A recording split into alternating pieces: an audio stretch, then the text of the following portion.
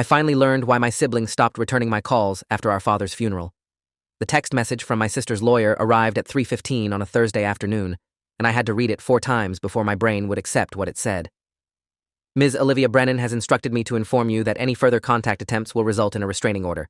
Please respect her wishes and cease all communication immediately. I was standing in the frozen food aisle of a grocery store, holding a bag of peas I didn't remember picking up, watching the words blur as my hands started shaking. My sister Olivia and I had been inseparable for 32 years. We'd shared secrets, apartments, and a childhood that neither of us liked to talk about, but both of us had survived together. 3 months earlier, we'd stood side by side at our father's funeral, her hand gripping mine so hard during the service that my fingers went numb. Then she'd driven away from the cemetery, and I hadn't heard her voice since. I'd been calling twice a week for those 3 months, leaving increasingly desperate voicemails that started casual and evolved into begging. Hey, it's me. Just checking in. Then, Liv, I'm worried. Please call me back. Then, I don't know what I did wrong, but whatever it is, we can talk about it. Please. Every call went to voicemail. Every text turned blue, but never got a response. Her social media went dark the day after the funeral. Her friends claimed they hadn't seen her. Her co-workers said she'd taken a leave of absence. It was like she'd been erased from the world, and the only evidence she still existed was this message from a lawyer I'd never heard of, threatening me with legal action for the crime of loving my sister. I put the peas back, abandoned my cart, and walked out of the store without remembering how I got to my car. The drive home was a blur of traffic lights I barely saw and turns I made on autopilot. Our father, Richard Brennan, had died of a heart attack in his sleep at 63, which everyone said was a mercy compared to how he could have gone. The funeral had been small, dignified, exactly what he would have wanted. Olivia had handled most of the arrangements because I'd been traveling for work and arrived 2 days before the service. We'd sat in the funeral home's cramped office, picking out caskets and flower arrangements, and she'd seemed fine. Tired, obviously grieving, but fine. Normal. We'd even laughed when the funeral director asked if we wanted to include Dad's military service in the obituary, and Olivia had whispered that Dad's idea of military service was watching war movies while criticizing the uniforms. Nothing about her behavior suggested she was planning to vanish from my life 72 hours later. Nothing prepared me for this. I sat in my apartment that night with my phone in my hand, reading the lawyer's message over and over, searching for clues I'd missed. The lawyer's name was Gerald Hutchinson, and his email signature listed an address in Connecticut, which was strange because Olivia lived in Massachusetts, a 2-hour drive from where I was in New Hampshire. Why would she hire a lawyer in a completely different state? I pulled up his firm's website and found a sterile corporate page advertising services in family law, estate planning, and protective orders. The phrase protective orders made my stomach turn. What was she protecting herself from? Me? The idea was absurd. I'd never raised my voice to my sister in my entire life. I'd driven 8 hours through a snowstorm when she called crying about a breakup. I'd co-signed her first apartment lease when no one else would.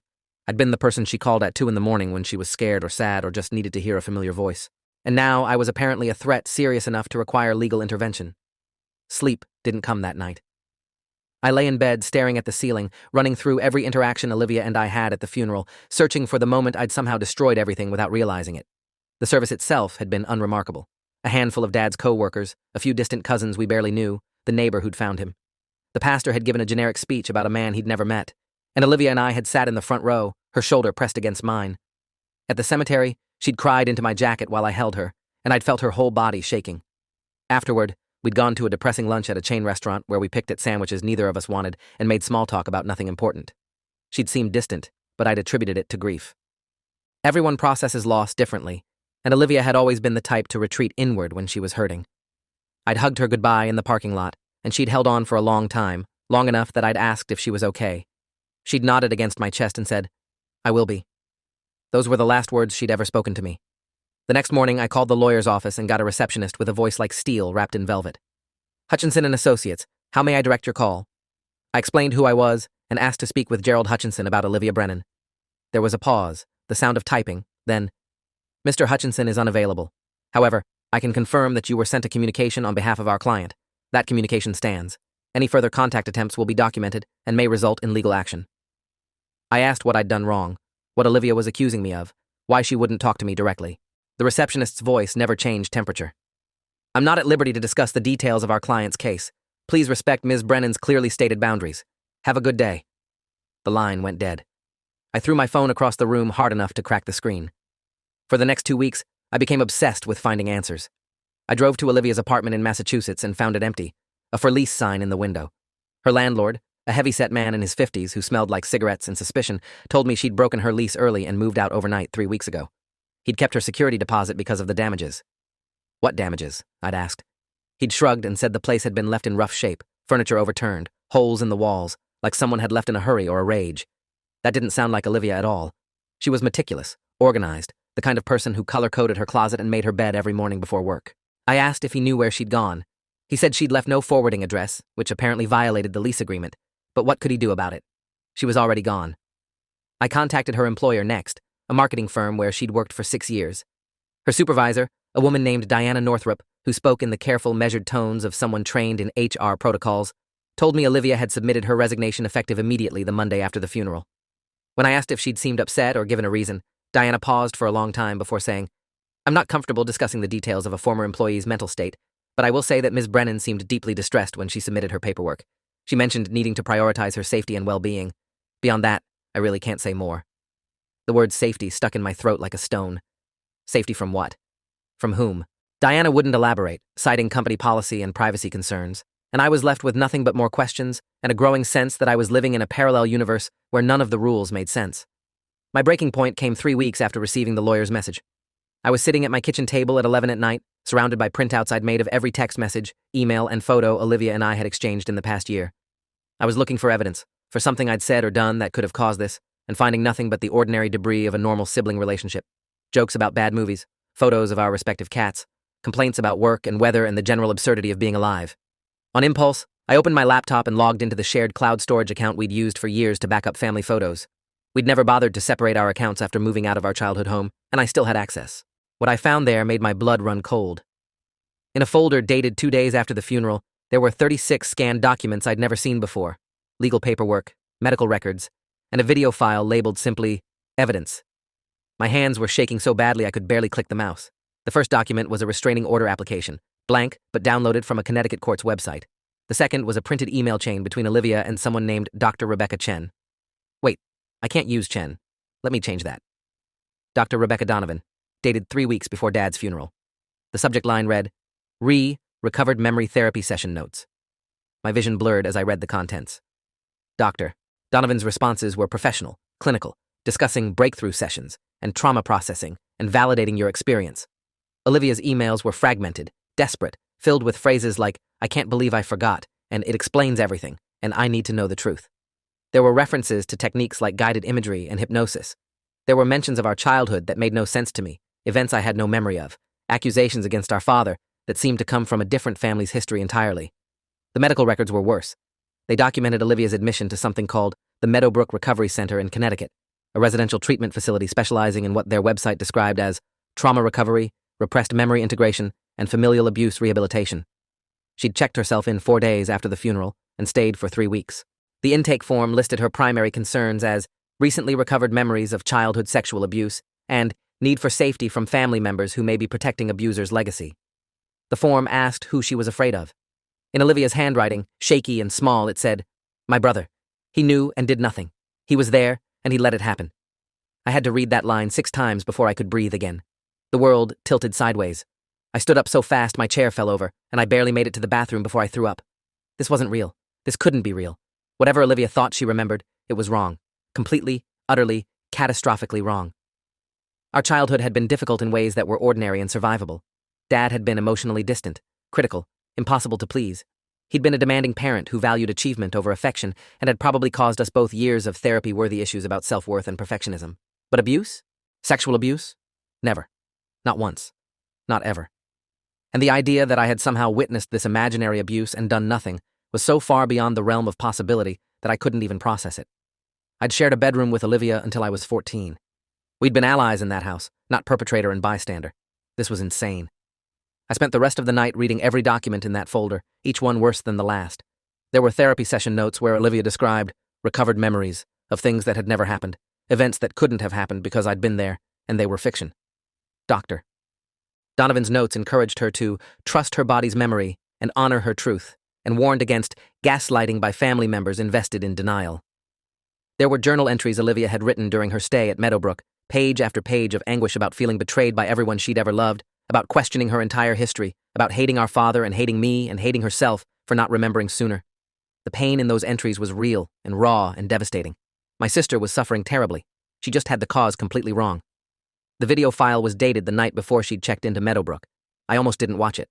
Part of me knew that once I saw it, I could never unsee it, but I couldn't stop myself. I clicked play. The video showed Olivia sitting on what looked like a hotel bed, her face red and swollen from crying, her voice hoarse. She looked directly into the camera and said, "My name is Olivia Brennan, and I'm recording this because I need there to be a record of the truth before I forget again, before anyone tries to convince me I'm crazy." For 11 minutes, she detailed a narrative of abuse that had allegedly occurred throughout our childhood, abuse she claimed our father had committed and I had witnessed and ignored. She named specific dates, times, locations. Every single one of them was wrong. On the dates she mentioned, we'd been at school, at relatives' houses, on family trips where we were never alone. Her timeline didn't match reality, but her conviction was absolute. She believed every word she was saying. At the end of the video, she looked into the camera and said, "If you're watching this, it means I survived, and it means I finally had the courage to cut off the people who hurt me, including my brother, who chose Dad over me every single time." The video ended. I sat in the dark, staring at my reflection in the black screen, and felt my entire understanding of reality crack down the middle. Morning came without my noticing. I was still sitting at my laptop, reading articles about false memory syndrome, recovered memory therapy, and a phenomenon called memory implantation that sounded like science fiction, but was apparently well documented in psychological literature. The more I read, the more familiar the pattern became. Olivia's therapist, Dr. Rebecca Donovan, had guided her through techniques that were controversial at best and dangerous at worst. Hypnosis, guided imagery, suggestions about what might have happened, that the brain could transform into false memories that felt absolutely real.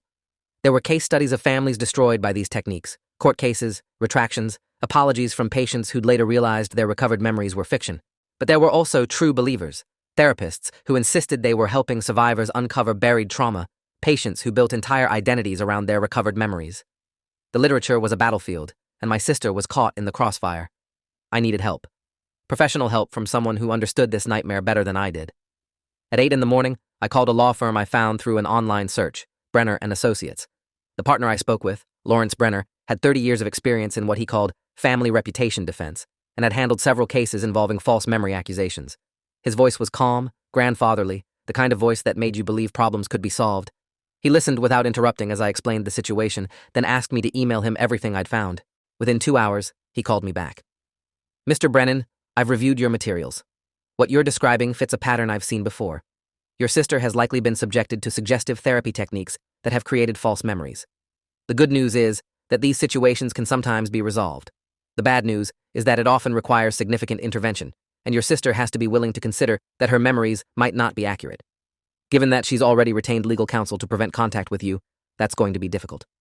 I asked him what I should do. Lawrence was quiet for a moment, then said, "First, document everything. Keep records of all communications, all evidence that contradicts her allegations. Second, we need to build a case for why her memories are false. That means gathering proof of where you and she actually were on the dates she specified. School records, photographs, witnesses who can corroborate your actual childhood. Third, we may need to involve a forensic psychologist who can evaluate the methods used by this Dr. Donovan and provide an expert opinion about the reliability of recovered memories. This isn't going to be quick, and it's going to be expensive, but if you want any chance of getting your sister back, you need to be prepared to fight for the truth." The retainer he quoted was $5,000. I agreed to it without hesitation. Olivia was worth everything I had. The next 6 weeks became a blur of investigation and documentation. Lawrence hired a private investigator named Marcus. I can't use Marcus. Let me change that. A private investigator named Julian Cross, a former police detective who specialized in background checks and evidence gathering. Julian was in his 50s, built like someone who'd spent his career in gyms and interrogation rooms, with the kind of eyes that noticed everything. He started by tracking down our old school records, attendance sheets that proved Olivia and I had been in class on several of the dates she'd mentioned in her video. He obtained our family's old credit card statements, showing purchases made by our father in locations that contradicted her timeline. He found photos from family gatherings where Olivia looked happy and healthy and entirely unlike a child enduring secret abuse. Every piece of evidence pointed to the same conclusion. Her memories were false, constructed from suggestions and imagination rather than reality. Julian also investigated Dr. Rebecca Donovan, and what he found was disturbing. She'd been practicing for 15 years, specializing in trauma recovery and repressed memory work. Her credentials were legitimate, a PhD in clinical psychology from a reputable university, but her methods were controversial. She'd been named in 2 lawsuits by former patients who'd later recanted their recovered memories and accused her of implanting false accusations. Both cases had been settled out of court with non-disclosure agreements, which meant there was no public record of the details, but the pattern was there. Julian found 3 former patients willing to speak off the record, all of them describing similar experiences. Sessions that started with vague discomfort and ended with detailed memories of abuse that felt absolutely real but couldn't be corroborated. Families destroyed, lives ruined, and Dr. Donovan moving on to the next patient, convinced she was saving people even as she broke them. Armed with this information, Lawrence filed a motion with the Connecticut court where Olivia had applied for a restraining order. We weren't trying to contact her directly, which would have violated the lawyer's warning, but we were formally requesting the opportunity to present evidence that contradicted her allegations before any legal protection was granted. The motion included affidavits from Julian's investigation, expert testimony from a forensic psychologist named Dr. Angela Meyer, who specialized in memory science, and a detailed timeline showing the impossibility of Olivia's recovered memories. Dr. Meyer's report was particularly powerful. She'd reviewed Dr. Donovan's therapy notes, which we'd obtained through the shared cloud account, and identified multiple instances of leading questions, suggestive language, and techniques known to create false memories. Her conclusion was unequivocal. The memories described by Ms. Olivia Brennan bear all the hallmarks of therapist-induced false memory syndrome. The progression from vague discomfort to detailed narrative, the use of hypnosis and guided imagery, and the absence of any corroborating evidence all suggest that these memories were constructed during therapy rather than recovered from actual experience. The court hearing was scheduled for a Thursday in late April, 5 months after Dad's funeral. Olivia would be there with her lawyer, Gerald Hutchinson. I would be there with Lawrence. And for the first time since she'd vanished from my life, I would be in the same room as my sister. I didn't sleep the night before. I kept imagining what it would be like to see her face again, to hear her voice, even if that voice was accusing me of monstrous things I'd never done. Part of me hoped that seeing me in person would trigger some recognition, some memory of who we'd actually been to each other, and snap her out of whatever fugue state the therapy had created. The more realistic part of me knew it didn't work that way. False memories felt just as real as genuine ones. To Olivia, I wasn't her brother anymore. I was the enemy. The courtroom was smaller than I'd expected, more like a conference room than the dramatic spaces you see on television. Fluorescent lights, beige walls, a judge's bench that looked like furniture from an office supply catalog. I arrived 30 minutes early with Lawrence, both of us carrying briefcases full of evidence. We sat at one of 2 tables facing the bench, arranging our documents, waiting. At exactly 9 o'clock, the door opened and Olivia walked in with Gerald Hutchinson. My breath caught in my chest. She looked terrible. She'd lost weight, enough that her clothes hung wrong on her frame.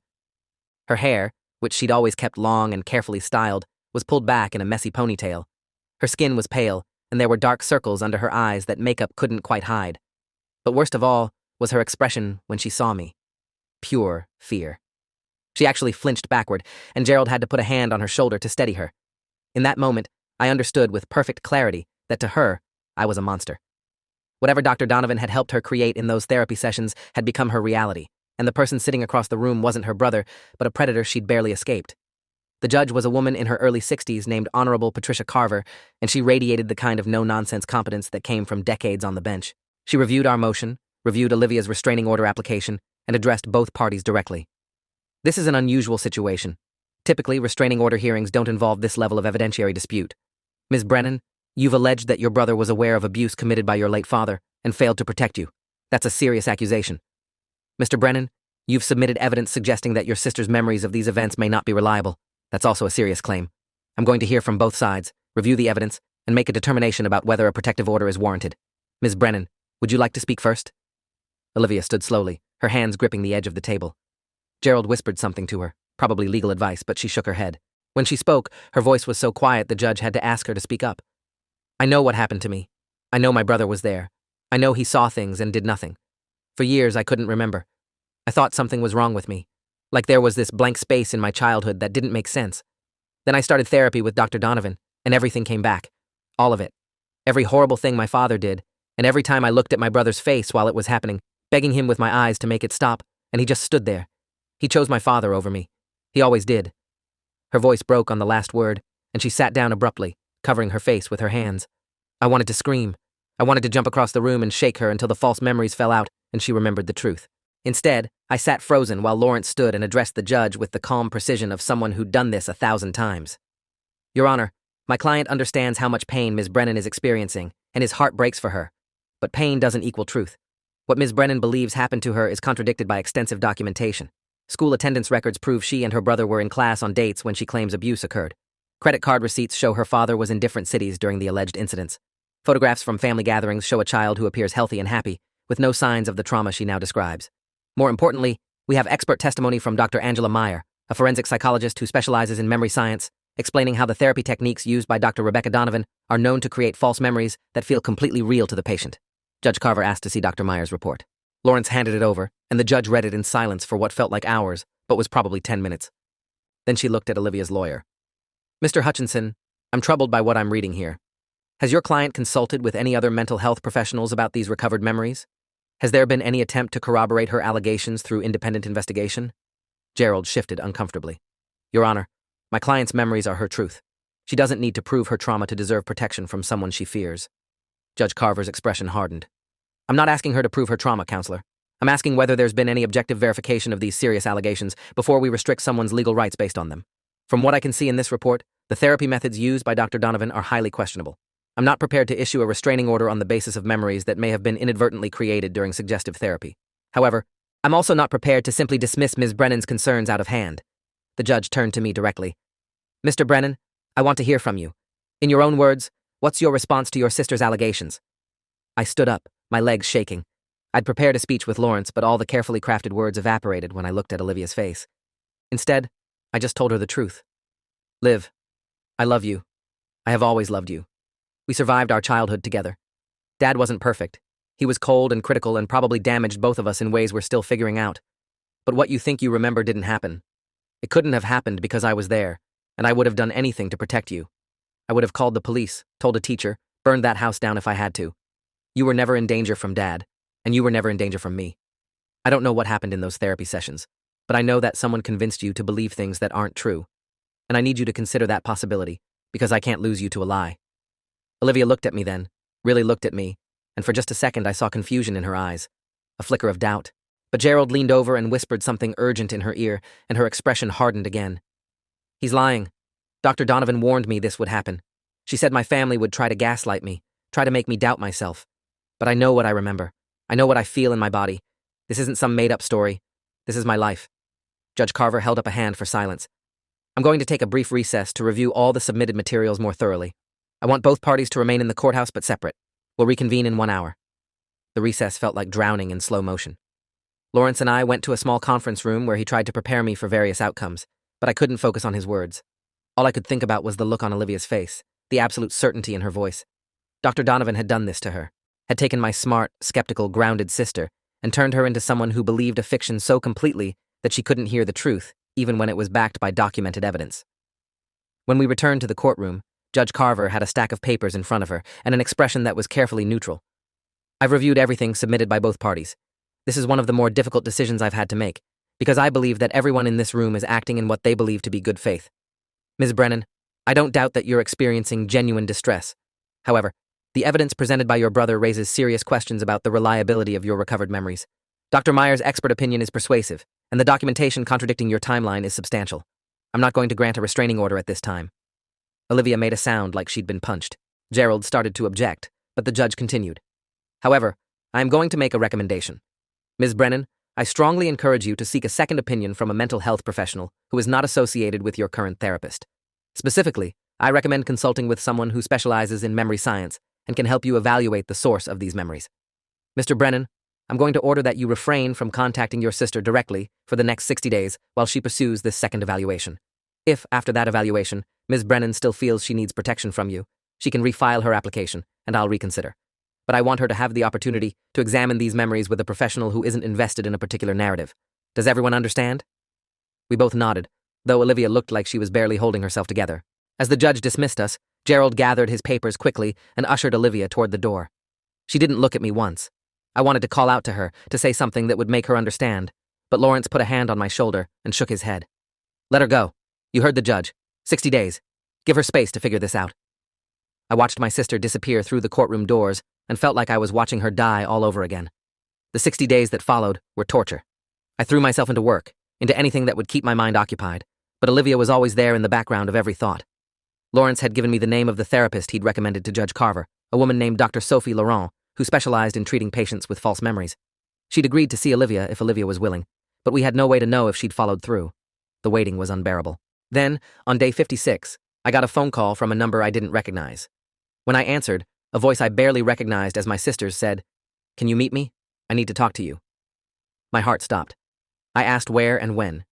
She gave me the address of a coffee shop in neutral territory, a town halfway between where I lived and where she'd been staying. Tomorrow, 2 in the afternoon. Come alone. I arrived at the coffee shop 40 minutes early and ordered a drink I didn't touch, watching the door like my life depended on it. When Olivia walked in at exactly 2 o'clock, I almost didn't recognize her. She looked different from the courtroom, healthier somehow, less hollow. She saw me and hesitated, and I could see her fighting the urge to run. But she didn't run. She walked over to my table, sat down across from me, and for a long moment we just stared at each other. Finally, she spoke. I've been seeing Dr. Laurent for the past month. She's been helping me understand what happened with Dr. Donovan. Her voice was steady but fragile, like glass that could shatter at any moment. She showed me research about false memories. She walked me through my timeline and pointed out all the places where it doesn't match reality. She helped me understand that memories can feel completely real, even when they're not. I could barely breathe. And what do you think now? Olivia's eyes filled with tears. I think I destroyed our relationship over something that never happened. I think I let a therapist convince me that the most important person in my life was my enemy. I think I'm so angry at myself I can barely stand it. She wiped her eyes with the back of her hand, and I saw that she was shaking. Dr. Laurent says that Dr. Donovan used techniques that are known to create false memories. She explained how hypnosis and guided imagery can make the brain construct narratives that feel like real memories. How asking leading questions can implant suggestions that the mind turns into events. How my feelings of discomfort around Dad, which were real and valid, got amplified and transformed into something that never actually happened. And I believed it. God help me. I believed every word of it. I was so sure. I would have sworn on my life that those memories were real. They felt real to you, I said carefully. That's what makes this so horrible. You weren't lying. You weren't trying to hurt me. You genuinely believed what you were saying. Olivia nodded, tears streaming down her face now. But I did hurt you. I cut you out of my life. I accused you of terrible things. I hired a lawyer to threaten you. I looked at you in that courtroom like you were a monster, and you're not. You've never been anything but my protector, and I couldn't see it because I was so deep in this false narrative that Dr. Donovan helped create. How do I come back from that? How do I apologize for something this big?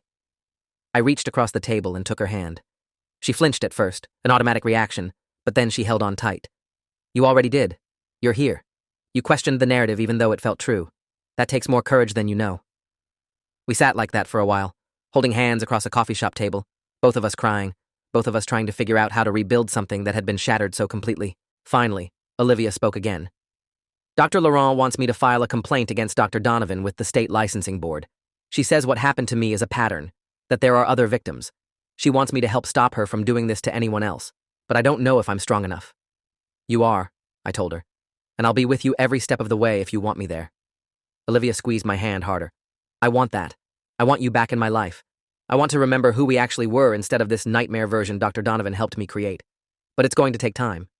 Dr. Laurent says I need to process the fact that I grieved for a childhood that never happened, and now I have to grieve again for the relationship I almost destroyed. It's like losing Dad twice, once when he died, and once when I realized the monster I thought he was never existed. I understood that. The grief was going to be complicated and long for both of us, but at least we'd face it together. Over the next 6 months, Olivia and I slowly rebuilt our relationship. It wasn't easy. There were moments when she'd look at me, and I could see her fighting against the false memories that still felt real in her body, even though her mind knew they were lies. There were therapy sessions where she'd break down, overwhelmed by the cognitive dissonance of knowing something wasn't true while still feeling it so intensely. Dr. Laurent was patient and thorough, helping Olivia separate the real difficulties of our childhood from the fabricated horrors. Yes, Dad had been emotionally distant. Yes, he'd been critical and demanding. Yes, his parenting had left scars. But those scars weren't the same as the abuse Dr. Donovan had helped her imagine, and learning to grieve for the real harm without the false narrative was brutal work. Dr. Laurent also helped Olivia understand how vulnerable she'd been when she started seeing Dr. Donovan. Dad's death had triggered a complicated grief response, and Olivia had been looking for explanations for feelings she'd always had trouble naming. Discomfort, unease, a sense that something had been wrong in our childhood even if she couldn't identify what. Dr. Donovan had offered an explanation that seemed to fit, and once the suggestion was planted, Olivia's brain had filled in the details. Each therapy session had built on the last, constructing a narrative that felt more real with each telling, until Olivia couldn't distinguish between memory and imagination anymore. It was textbook false memory creation, and it had nearly destroyed both of our lives. The complaint against Dr. Donovan was filed in August, 6 months after the courtroom hearing. Olivia wasn't the only one who came forward.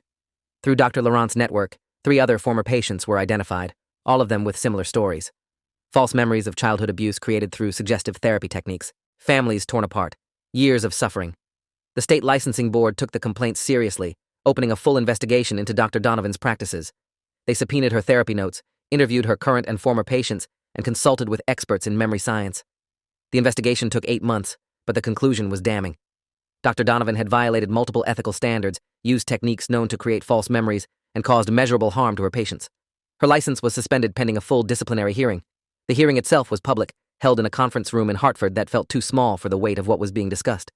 Olivia testified, standing before a panel of 5 board members and describing in careful detail how her therapy had progressed from vague discomfort to detailed false memories. She was incredible, calm, articulate, willing to be vulnerable about her own culpability in believing the narrative while also holding Dr. Donovan accountable for creating it. 3 other former patients testified as well, their stories eerily similar to Olivia's. Then Dr. Meyer took the stand, walking the board through the scientific literature on false memory creation, explaining exactly how Dr. Donovan's techniques had violated evidence-based practice standards. The evidence was overwhelming. Dr. Donovan's defense was that she'd been helping trauma survivors access buried memories, that the scientific establishment was biased against recovered memory therapy, that her patients' experiences were valid regardless of whether they could be objectively verified. She seemed genuinely convinced that she'd done nothing wrong, that the problem was a conspiracy of skeptics who wanted to silence survivors. The board didn't buy it. After 3 days of testimony, they deliberated for 6 hours and returned with a decision. Dr. Rebecca Donovan's license to practice psychology was permanently revoked. She was ordered to pay restitution to the patients who'd been harmed, and her case was referred to the district attorney's office for possible criminal charges related to fraudulent treatment practices. Olivia and I were sitting in the hallway outside the hearing room when the decision was announced. She'd been tense all day, her hands clenched in her lap, barely speaking. When the board's representative read the revocation order aloud, I watched her shoulders drop like someone had cut strings holding her upright. She turned to me with tears streaming down her face and said, "It's over. She can't hurt anyone else." I pulled her into a hug, and we stood there in that fluorescent-lit hallway, holding on to each other like we'd done 1,000 times before, like we should have been doing all along if the world had been fair. The district attorney did eventually file charges against Dr. Donovan, 3 counts of healthcare fraud, 2 counts of practicing psychology in a manner likely to cause harm. The trial was scheduled for the following spring, and Olivia was listed as a witness. She was terrified of having to testify again, of having to relive the false memories and their aftermath in a criminal courtroom, but Dr. Laurent was helping her prepare, and I'd be there. I'd promised her that no matter what happened, she wouldn't face it alone again. A year after the coffee shop meeting, Olivia and I were sitting in my apartment on a Saturday morning, drinking coffee and arguing about whether to order Thai food or pizza for lunch. It was such an ordinary moment, the kind of moment that would have been unremarkable a few years ago, but felt like a miracle now. She'd moved back to Massachusetts, found a new job, started rebuilding her life. We talked every few days, saw each other at least twice a month. The relationship wasn't exactly what it had been before. There was a scar there now, a place where trust had been broken and carefully repaired. But it was real. We were real again. "I still have nightmares sometimes," Olivia said suddenly, staring into her coffee. "Not about the false memories, about losing you, about waking up and realizing that I almost destroyed the only family I had left because I believed a lie." I set down my own cup. "You didn't destroy anything. We're here. We survived it." She looked at me with eyes that had seen too much, but were learning to hope again. "We did, but so many people don't. Dr. Laurent told me about families that never recover from this, siblings who never speak again, parents who die believing their children hate them. We got lucky. We had Judge Carver, who actually looked at the evidence. We had you, who fought for the truth instead of just walking away. We had resources to hire lawyers and investigators. How many people don't have that? How many families has Dr. Donovan destroyed who will never get justice?" It was a question I'd thought about often. The 4 patients who'd testified were probably just the visible tip of a much larger problem. Dr. Donovan had been practicing for 15 years. How many others had she convinced of false narratives? How many relationships had she broken? The scope of the damage was staggering. "All we can do is make sure she can't practice anymore," I said, "and hope the criminal case sends a message to other therapists who use these techniques. Change happens slowly, but it happens." Olivia nodded, but I could see she wasn't entirely convinced. The anger she felt toward Dr. Donovan hadn't faded, maybe never would. And I understood that. Dr. Donovan had stolen months of her life, had turned her against the people who loved her, had left her with a trauma response to memories of events that had never occurred. That kind of damage didn't just evaporate because a license was revoked. The criminal trial happened the following April, 15 months after the licensing board hearing. I took time off work to attend every day, sitting in the gallery behind Olivia while she testified. The prosecutor was a sharp woman in her 40s named Catherine Novak, who treated Dr. Donovan's defense with the contempt it deserved. She walked the jury through the science of memory, the ethics of therapy, and the specific ways Dr. Donovan had violated both. She brought in Dr. Meyer again, along with 2 other expert witnesses who explained how suggestive therapy creates false memories. She showed the jury Dr. Donovan's own therapy notes, highlighting the leading questions and suggestions that had planted the seeds of Olivia's false narrative. And she put 4 victims on the stand, 4 people whose lives had been derailed by a therapist who believed her intuition mattered more than evidence. Dr. Donovan's lawyer tried to argue that she'd been practicing in good faith, that recovered memory therapy was a legitimate approach supported by some professionals, that her patients' experiences shouldn't be dismissed just because they couldn't be objectively verified. The jury didn't buy it. After 2 days of deliberation, they returned guilty verdicts on all 5 counts. Dr. Donovan was sentenced to 3 years in prison and ordered to pay substantial restitution to her victims. As the bailiff led her out of the courtroom, she turned and looked directly at Olivia with an expression of wounded betrayal, like Olivia had been the one who'd done something wrong. Olivia held her gaze until Dr. Donovan was out of sight, then turned to me and whispered, "Is it wrong that I don't feel better? I thought I'd feel vindicated or relieved, but I just feel sad. She destroyed so many lives and she still thinks she was helping." I understood that too. There was no satisfaction in watching someone who genuinely believed they were doing good get convicted of harm. But intention didn't erase impact. Dr. Donovan had hurt people. She'd fractured families and created suffering that would ripple out for years. She needed to be stopped, and she had been. That was enough. It had to be enough. 3 years have passed since Dad's funeral. 3 years since Olivia stopped returning my calls, and I thought I'd lost her forever. We're different people now than we were then. Olivia is in therapy with Dr. Laurent, working through the real trauma of her childhood, the complicated grief over Dad, and the meta-trauma of having lived through false memories that felt absolutely real. She's also become an advocate for victims of false memory therapy, working with a nonprofit that educates the public about the dangers of recovered memory techniques. She gives talks at universities, consults on legal cases, helps other families navigate the nightmare she survived. It's brutal work, reopening her own wounds over and over to help others, but she says it gives meaning to what happened. As for me, I learned that truth matters, but so does persistence. I could have walked away when Olivia cut me off. I could have accepted the lawyer's warning and given up.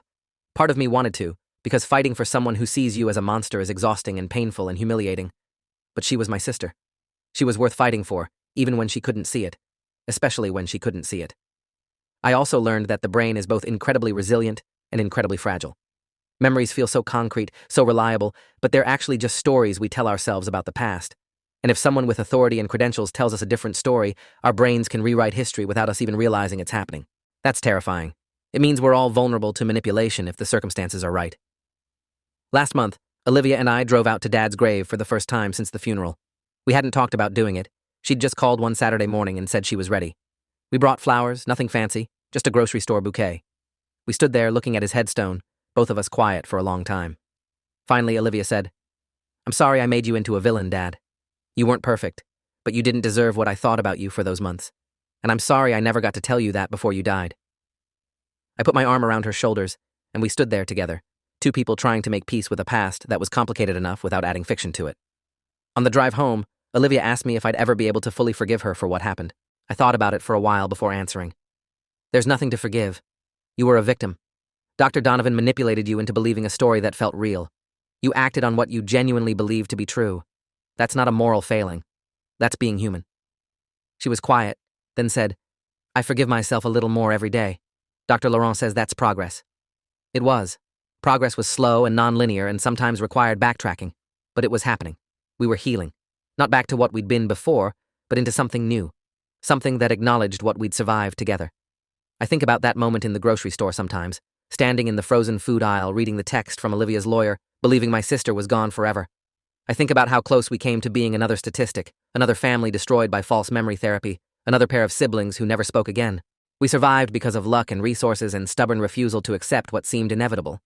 But mostly we survived because when it mattered most, Olivia had the courage to question a narrative that felt absolutely true.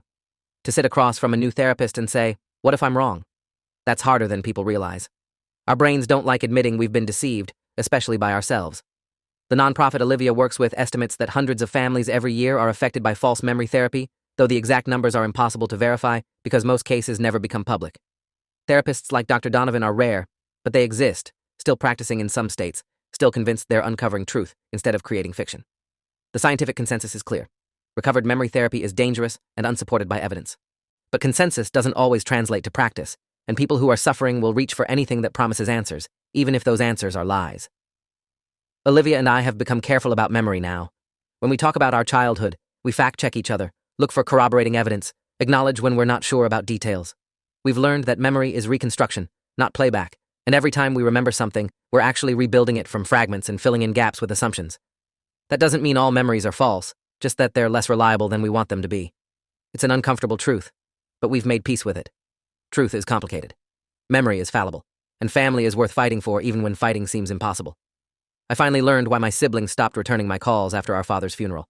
She believed a story about our childhood that felt absolutely real, but was completely false. A story created through therapeutic techniques designed to help, but which instead destroyed. She cut me off to protect herself from a danger that never existed. And then she had the courage to question what she believed, to examine the evidence, to rebuild our relationship from ruins. That's the real story. Not the false memories, but the recovery from them. Not the breaking, but the repair. We're still repairing. We probably always will be. But we're doing it together, and that makes all the difference. If you enjoyed this, you'll definitely want to see the next ones too. So subscribe now and let me know your take in the comments.